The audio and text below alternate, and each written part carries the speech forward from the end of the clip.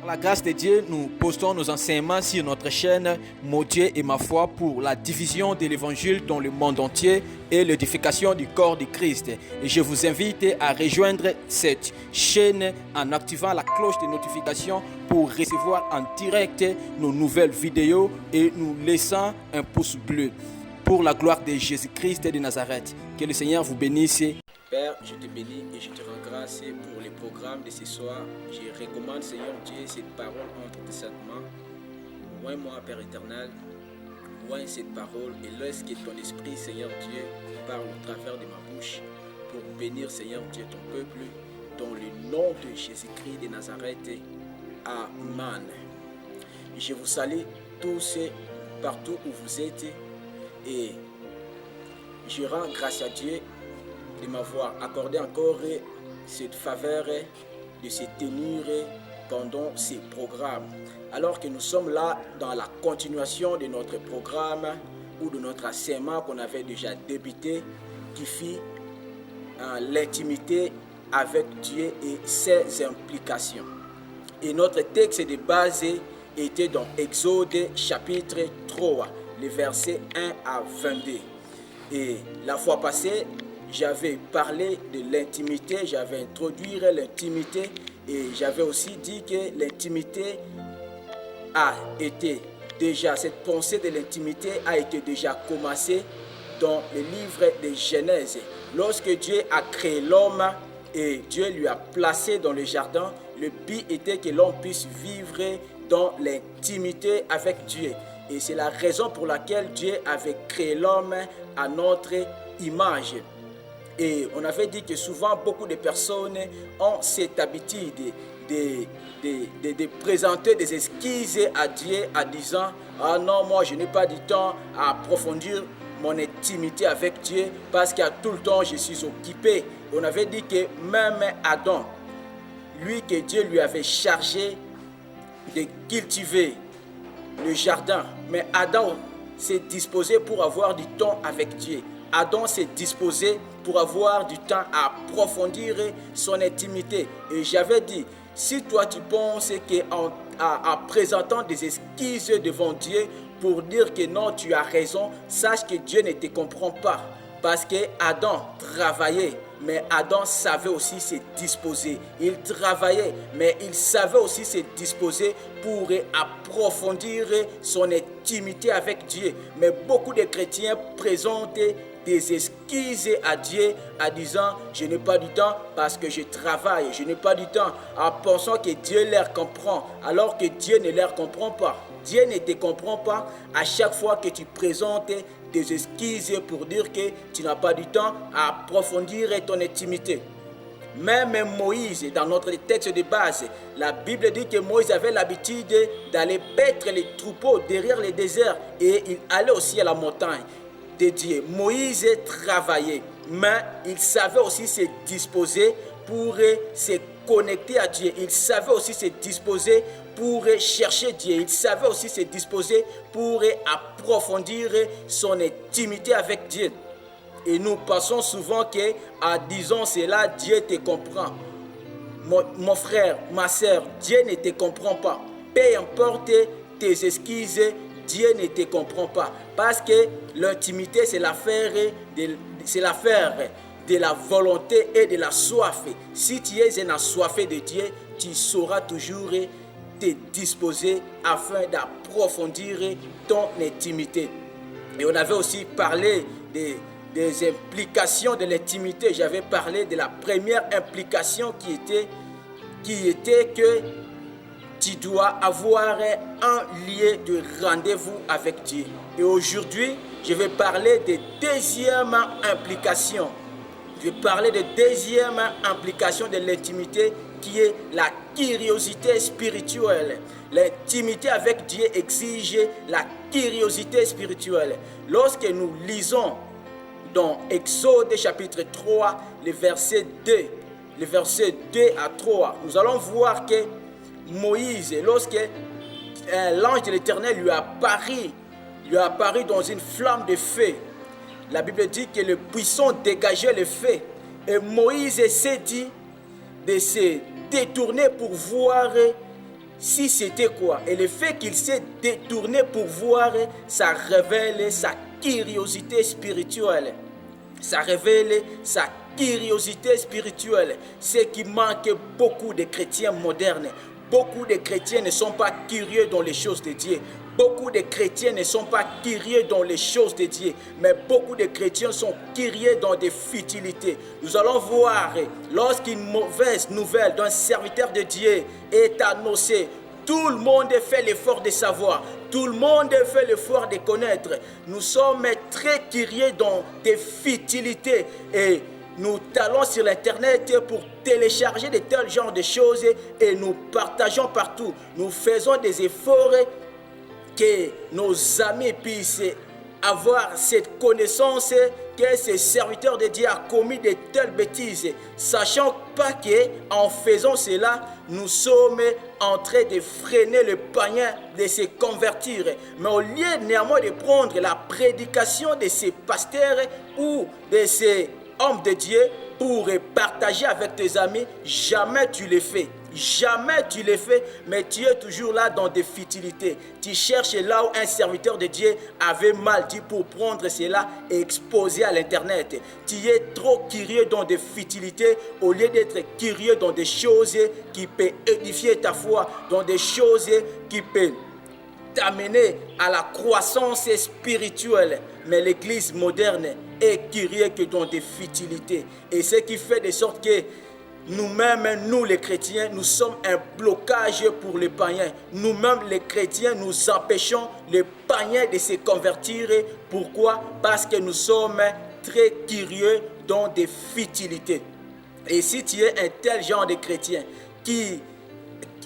un tel genre de chrétien dont sa curiosité est tournée que sur les mauvaises habitudes ou des erreurs de serviteurs de Dieu qui commettent pour partager partout sur l'internet, sache que tu es en train de combattre l'église du Seigneur. Parce que ce que tu es en train de faire, tu es en train de rendre des païens incrédules. Tu es en train de rendre des païens incrédules.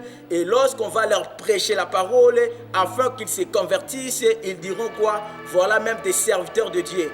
Regarde ce qu'ils sont en train de faire. Mais qui a fait cela? C'est toi, un chrétien. Et en faisant cela, tu pars pour leur prêcher. Et sans pourtant savoir que tu es en train de détruire l'église du Seigneur, sans pourtant savoir que tu es en train de combattre l'église du Seigneur.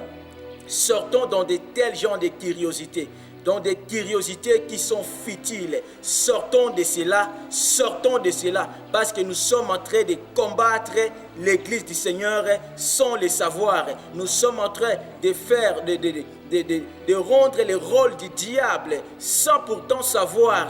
Et c'est mauvais. Et toi, lorsque tu pars sur l'internet, c'est difficile que tu puisses être curieux dans des prédications qui sont prêchées sur l'internet. Mais lorsque toi, tu pars sur l'internet, tes yeux sont tournés sur des pornographies qu'on poste. Tes yeux sont tournés, tu es curieux que sur des photos de jeunes filles qui se portent à moitié nues. Et un chrétien, tu es là pour zoomer même cette photo pour voir en détail vraiment le corps de cette fille ou bien de cette femme. Mais jamais tu peux aller à l'internet pour chercher à écouter une prédication et avoir les détails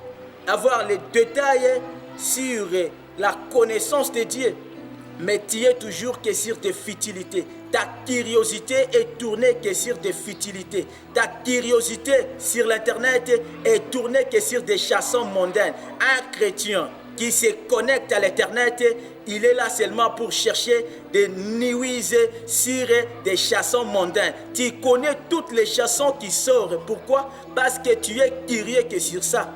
Dans ton téléphone, même d'ailleurs pendant que je parle, dans ton téléphone, tu as des musiques mondaines, mais tu t'appelles chrétien. Il n'y en a pas de cantiques dans ton téléphone. Tu as que des chansons mondaines, des pornographies et des photos de filles qui se sont habillées à moitié nues. Et là, ce sont des choses à quoi tes yeux sont tournés sur ça. Des choses à quoi tu regardes. Tu passes tout ton temps qu'à regarder cela. Tu es curieux que dans des futilités, curieux dans le péché. Et tu te dis un chrétien, tu t'appelles un frère. Tu t'appelles un frère. Lorsqu'une sœur poste seulement sa photo, tu es là pour regarder la détail de sa photo. Tu es là pour zoomer, regarder comment il s'est habillé, regarder, et tu es en train de la convoiter même. Et tu n'arrives même pas à savoir que tu es en train de pécher. Si tu ne le sais ou pas, sache que tu es en train de pécher. C'est un péché de le faire ça. Au lieu d'être curieux dans des choses de Dieu, tu te focalises que sur des futilités. Et comment tu seras un chrétien mature? Comment tu deviendras fort? Tu passes tout ton temps sur l'internet seulement pour regarder des vidéos mondaines, pour regarder des clips mondains. Tu passes tout ton temps seulement pour cela. Alors que l'internet, tu peux aller sur l'internet chercher des prédications qui peuvent édifier ta foi et t'amener aussi à la croissance. Mais toi, jamais tu le fais. Jamais tu le fais. Si même tu pouvais examiner cette semaine, tu as fréquenté, tu t'es connecté plusieurs fois, mais tu as été curieux à quoi?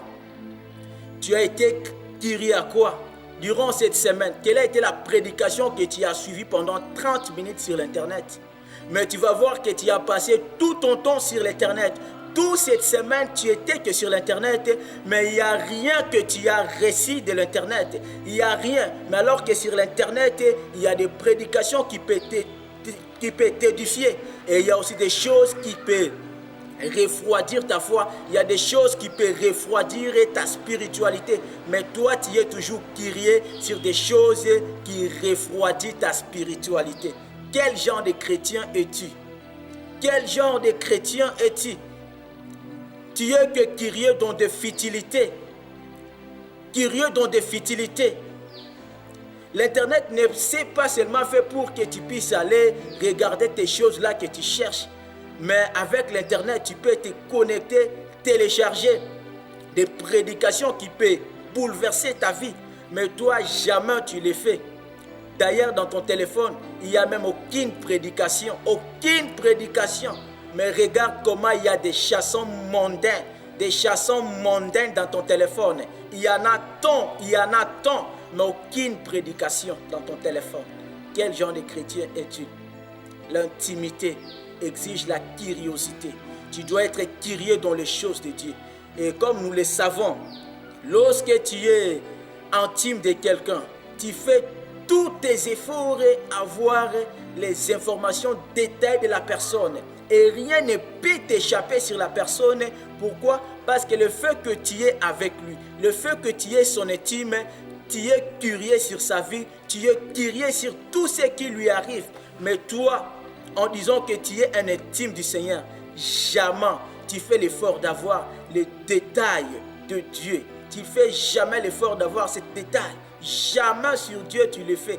C'est ainsi ta connaissance de la Bible est moindre.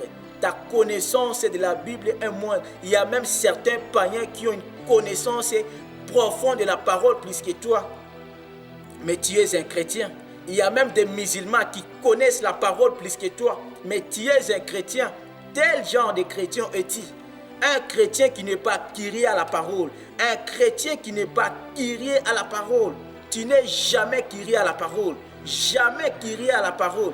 Et tu lis ta Bible seulement lorsque tu viens le dimanche à l'église. Et comment tu vas grandir? Comment tu vas grandir? Comment tu vas grandir? Quel genre de chrétien es-tu? Sois curieux dans les choses de Dieu. Du fait que Moïse était curieux, il a reçu la perle, il a reçu la mission, il a reçu la perle, il a reçu la mission. Mais toi, quel genre de chrétien es-tu? Un chrétien qui est curieux dans les choses de Dieu aura des révélations de sa destinée. Mais pourquoi toi, jusqu'à présent, tu as fait des années dans le Seigneur, mais tu n'as aucune révélation de ta destinée, aucune révélation, aucune directive, parce que tu n'es pas curieux. Tu n'es pas curieux. Et vraiment, ce qui est bizarre encore, c'est quoi? Il y a certains chrétiens, il est dans l'église, pendant que le culte se déroule, il est là distrait dans son téléphone, il est curieux dans son téléphone. Vraiment, c'est bizarre ça. C'est bizarre. Alors qu'il a tout le temps à utiliser son téléphone. Il a tout le temps à utiliser son téléphone comme il veut. Mais néanmoins, 2 heures du temps ou bien 1 heure et demie dans la présence de Dieu, il est incapable de laisser d'abord son téléphone afin d'être concentré dans la présence de Dieu. Mais tu le vois en train de prier, il utilise son téléphone.